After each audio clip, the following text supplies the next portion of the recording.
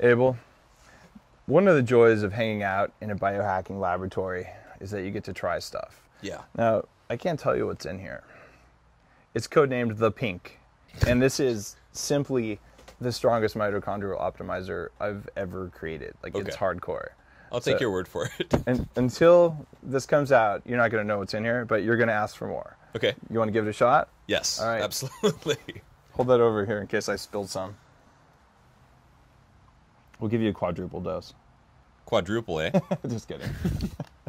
All right, swallow it. Can you zoom in on this? Can you see this? It looks pretty awesome, huh? All right. So I just take it straight down? Yep, it tastes like mixed berries. Okay. Mixed berries. I'm not saying which berries. All right, here we go. They're ass berries. Yeah, that's pretty good. It tastes fine. There's no nastiness to it. Yeah, it reminds me of like a ice cream that Yeah. I had when I was a little kid. Nice. One of those, one of the 99 flavors or something like that. Yeah, 31 wasn't enough. All right, so what's going to happen to me now? Just pay attention to your mental clarity. Okay. Like just let me know if you notice a difference in this recording. Most people do, but now that I've set you up for a perfect placebo response, we know you will. Yeah. Awesome. All right, with that, let's talk about juicing. All right, juicing. Juicing. Where do we begin? We get a lot of questions about juicing. I'm sure a lot of you guys Yeah. who have clicked on this and are watching this right now are wondering about our opinions on juicing. And I'll just start and say that I'll be PC. Juicing is okay for some people. It's not a brilliant way to get a lot of nutrients in your body on a long-term lifestyle plan. I'll just put it that way.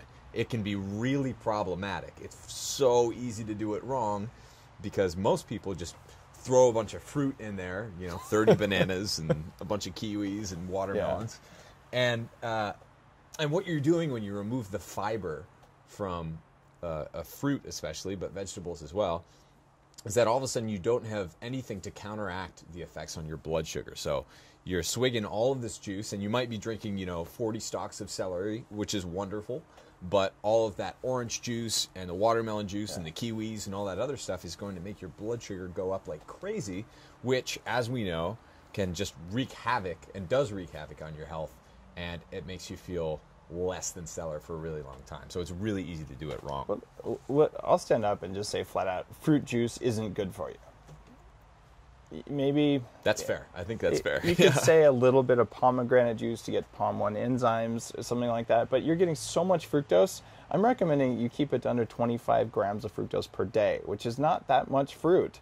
So choosing to take your fruit kind of by mainlining it, which is what fruit juice is, it's a bad idea. Yeah. So, okay, now all of a sudden we're talking about kale juice, beet juice, like the really delicious ones. Okay, let's say that you can still, you're going to man up. You're going to drink the bitter, nasty juices. Maybe throw some dandelion root in there. Yeah, that's pretty gnarly. By the way, what kind of juicer did you have or do you have? I've had a few. I don't have one now. Okay. I don't juice. I do smoothies, which we can talk about too. Sure, I do smoothies as well. I have a Champion juicer. It's in the back of the cabinet behind the KitchenAid mixer. I don't actually use it. I haven't broken it out. Partly because you have to wash the things, but such a pain in the butt. It takes a huge amount of time to juice, and it's expensive. Yeah. But let's say that we're going for vegetables, and the sweetest thing you put in there is carrot juice, right? Mm-hmm. Carrot, cucumber juice. There's occasional uses for carrot juice. It has some antifungal properties. It's high in some vitamins. Mm-hmm. It's also high in sugar. It's going to raise your blood sugar levels. But what about like spinach juice, kale juice, things like that? What do you think about that? I think that can be okay. If you're going to juice, if you're totally obsessed with juicing and you think that it's something that you want to do, you can do it. But there is a problem with having too much kale, having too much celery. There are oxalates. There are anti-nutrients. It can jack up your thyroid. The problem is we're not used to drink or eat. We're not capable of eating 40 pounds of celery at a time. This isn't something that we're well adapted to handle. You can, yes, get this huge influx of nutrients all at once, but you're also getting a lot of things that you don't want. Whenever you have too much of one particular kind of food, or you have it too often, bad things happen. So juicing kind of like gives you a huge risk of that. Yeah, you'll find that if you look at what's in kale, what's in most of these leafy greens, you're far better off to cook them. And I actually did a lot of research on this because I used to eat tons of raw kale and raw cabbage when I was a raw vegan. Like I would load up like these. I had to buy new bowls because you couldn't fit enough salad in a bowl. Cabbage, huh? Yeah, I used to love that stuff. It was a bowl of this big, and you just like cram it down and you blend everything. And I would juice stuff, a lot of juicing as well, like cabbage juice and all that. And yeah, it's a goitrogen. It hurts your thyroid function, and I did get lowered thyroid function potentially from that. It could have been from some other exposures I've had, like to some mold toxins in my house. At the same time, I started getting like weird joint and muscle pain in different parts. It turns out that excessive oxalic acid consumption is a major issue. Yeah. So when you're taking kale and you juice down this entire thing of kale has this really nice defense mechanism in it, which is to keep bugs from eating it and animals, because otherwise every deer would come by and eat all the kale, because kale's kind of juicy, right? So this defense mechanism that's in place is deactivated by cooking, especially if you drain it a little bit, which is why I love a good kale soup where you boil the kale, you dump the water to get rid of the extra oxalic acid, you do calcium loading like I write about in my blog post to bind all these anti-nutrients, and all of a sudden you have like a delicious creamy kale soup. But you cooked it. It wasn't a juice. Yeah. And when you do that, you're not going to get things like vulvodynia. Is this something you might have heard of? A little bit. Vulvodynia is painful sex in women. And one of the contributors to it is excess oxalic acid in the diet, because you get calcium in your body. If you have free calcium, which you don't want to have anyway, floating around in your body, it meets free oxalic acid from that raw kale juice you just drank, a big dose of it. They combine and they make crystals, and they could be in your joints, they can be in different parts of your body, but if they form in the vagina, like, it's not going to be nice. And this has happened with people who are close to me, and it affects quality of life dramatically, and it comes directly from eating anti-nutrients in your food. Yeah. So the notion that raw is always better than cooked is totally wrong. Yeah, I the agree with notion that cooked is better than raw is also wrong. Yep. Like raw cucumbers, I'm down with that. Yeah. Yeah, totally. And if you want to learn more about oxalic acid and the effect of eating too much spinach, listen to my show. Actually, there were 2 shows with Mira and Jason Colton. I think they were on your show as well. And they're brilliant when it comes to this sort of thing, and cover off on a lot of those issues that come with eating too much raw food, which is really easy to do with juicing. Here's something you'll notice if you juice, especially spinach, kale, and chard, which is one of the worst ones for taking raw. When you drink that stuff, feel the back of the teeth, your lower teeth. Just run your tongue over the back of those a half hour or 2 hours or the next morning after. And what you're going to find is excessive plaque, like calcium plaque tartar buildup. And you can probably even chip some off with your fingernail. What's going on there is you have 2 ducts underneath your tongue, and your body will dump the extra minerals it's trying to dump that came about as a result of the oxalates, and you'll feel it. When I was a raw vegan, I had to get my teeth cleaned 3 times a year, and they'd scrape just excessive amounts of, it's not bacterial plaque, it's actually mineral plaque. Off my lower teeth, because I was tweaking so hard on my body on the raw vegan diet. I wasn't exclusively juicing. I wasn't juice fasting, although I've done the juice fasts. Yeah. How do you feel about those? I think they're ill-advised. Most of them require sugar, lots of sugar. It doesn't make a lot of sense biochemically.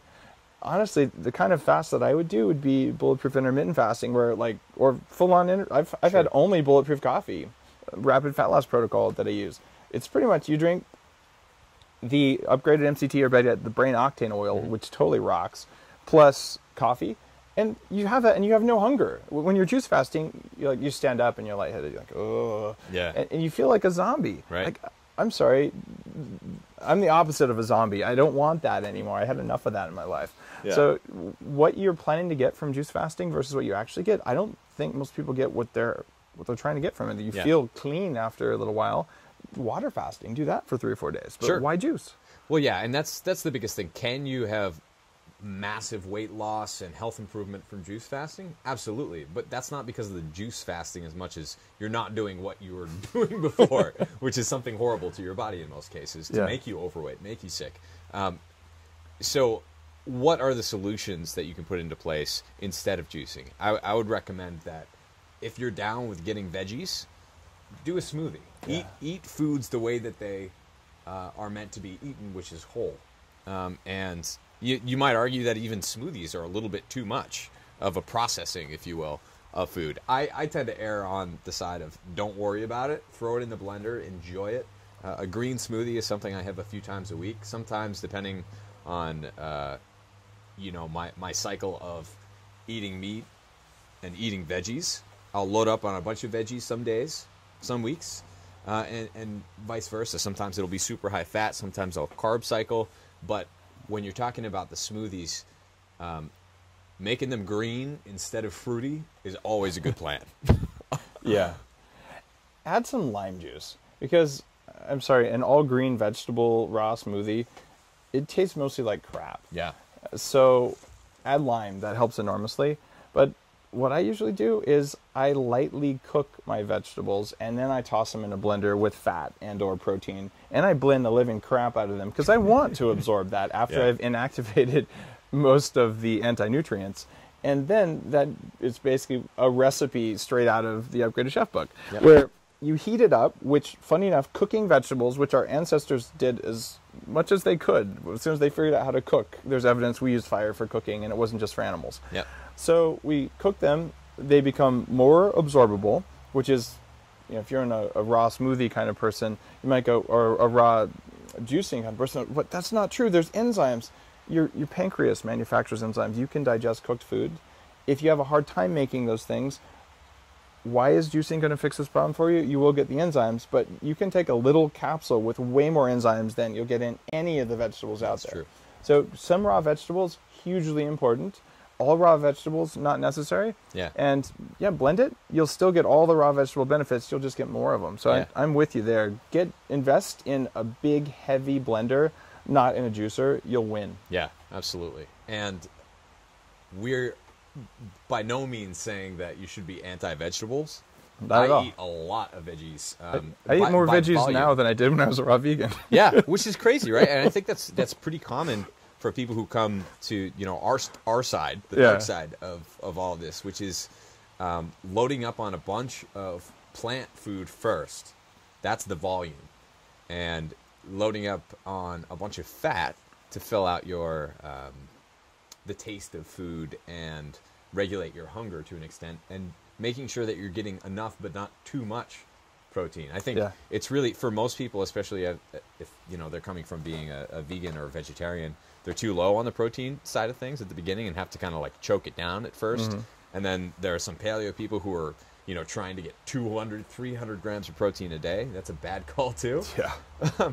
When you'll find that you'll feel the best when you kind of do it in this order, like load up on the veggies first, the green ones especially, sometimes cooked, sometimes raw, green smoothies, hopefully not juicing, some amount of fruit, plenty of fresh, healthy, sustainable animal foods. Fats are awesome, and some supplementation and other kind of like biohacking stuff just to plug into that lifestyle is awesome, because then you're eating really good food and you're doing some other things like taking these mitochondrial activators, which are totally kicking in right now, by the way, to make things fun and to kind of kick it up to that next level. I'm down with everything you just said except the fruit. I said a little bit. You did say a little bit, right? If it's under 25 grams, fruit causes food cravings. Yeah. It just does. It is a bag of fructose water, and fructose interacts with your body differently than straight sugar. Mm-hmm. Like, honestly, if you're doing regular old table sugar, hopefully organic at least, and non-GMO, since they just release genetically modified table sugar, but that is half fructose and half sucrose. Or glucose anyway. Right. So your body can use the glucose to basically oxidize the fructose, and it does that. But if you take something that's mostly fructose, you've got to have fat or sugar with it to process the fructose. Mm-hmm. So you're not going to be that happy if you're doing a fruit juice smoothie. So fruit is not a requirement. To sweeten it? Oh, geez. If they just named it high fructose agave syrup, no one would ever drink it. Which is what it is, by the way. Way worse than high fructose corn syrup, in case you were wondering. So not a cool sweetener. HFAS, high fructose agave syrup. We have a new acronym. I like that. In terms of fruit, the way that I like to think about it is do it for taste, and I'm not going to waste it on juices or anything else like that. Like, if there's a fresh peach that's in season, I'm going to eat the heck out of that peach, and it's going to be absolutely delicious. Amen. But it's not like you eat a peach and then you want another one right away, or an apple, or any other fruit that's super fresh, because it tastes so good that your body just kind of knows, right? You don't want more. But if you eat a crappy airport apple or something like that, you can load up on a bunch of fruit and barely even notice, but you're loading up on all this fructose, and you're not really getting even the benefit of the phytonutrients and the antioxidants that would have been in that fruit had it been fresh and not, stored in a basement and lathered with wax and all this other crap. It sounds really picky and a little bit snobbish to say, well, that fruit's not good. But we didn't have fruit as we evolved because, well, what we're eating now is very high fructose because it's been bred that way. And also, how long are peaches in season? Depending on the variety, about 6 weeks if you live in California. So yeah, you could get fat during summer. Oh wait, fruit does make you fat. That's right. And then during winter, you'd get a little bit leaner because there was no source of fat causing fructose like that. So yeah, in season, I just gave my kids watermelon in Hawaii last week, and they loved it, and I had some too. No big deal, right? But I'm not going to eat it every day as part of a healthy breakfast. In fact, if I'm going to have fruit, or worse, fruit juice, I'd have it before bed, because there's some arguments that a little bit of fructose in the evening is at least going to raise your glycogen levels so that your brain can have some extra fuel while you're dreaming. Yeah, that's all good. But to consider fruit as like eat your fruit and veg like they're the same thing. No, vegetables are full of vitamins and some fiber and not much else. And fruit is full of sugar. Fruit makes you fat, vegetables don't. It's a big dividing line. So they're just different foods. Oh, that's a really good point. So many people, including the government and most dietitians, nutritionists, well-meaning, they put fruits and veggies in the same category, and they're really not. So if you're talking about juicing or smoothies, don't put them in the same category. The way that I think about fruit is that it's a sweetener. It's like honey, maple syrup, blueberries, strawberries, right? Yeah. And also, like you were hinting at, the fruit that we're eating today is completely unprecedented. Yeah. It's been hijacked by we've turned wolves into little wiener dogs, through manipulating the way that fruit grows. I mean, a lot of it doesn't even have seeds at this point. Yeah. This isn't food that we would have been plucking off of trees had we been cavemen and cavewomen years ago.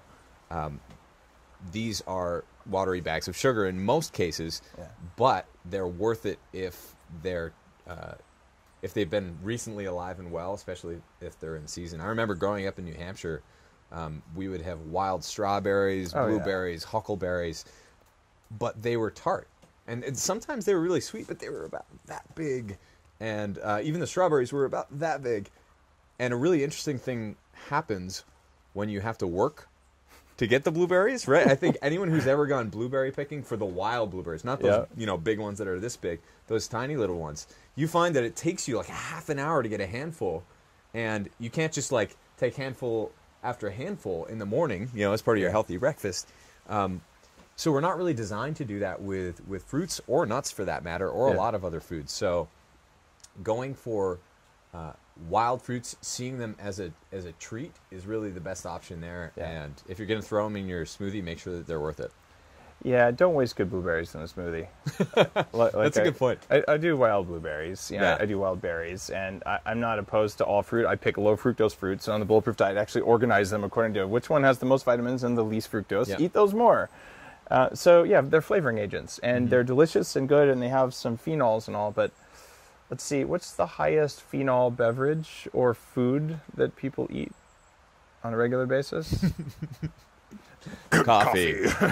So, yes, I get my phenols from coffee beans rather than from blueberries, but damn, I like blueberries. Yeah. I knew you were going to go to coffee. I can't help it. With that, I think we're probably out of time, aren't we? All right. Thanks, everyone. Thanks, guys. Get out there, see the world. You can do work at the same time, I promise. I'm under a pretty tight deadline to write this book, and I've found that I do my best work when I'm kind of relaxed and in the zone. So I would imagine that you're probably like that too. So give yourself a chance, take that little vacation, even if it's just a weekend out to go camping with your family. It's a blast, and you'll get a lot more done than you probably realize. So this is Abel James. You can check out my stuff at fatburningman.com, and I'll chat with you guys soon. It's a stressor, a hormetic stressor if you do it right. But the problem with exercise is that you are kind of damaging your body so that you can swing that pendulum to the other side of getting better. So recovery is something that is totally unsexy and no one likes to talk about. But that's what I'll start with. I'll say don't exercise if you are not sleeping.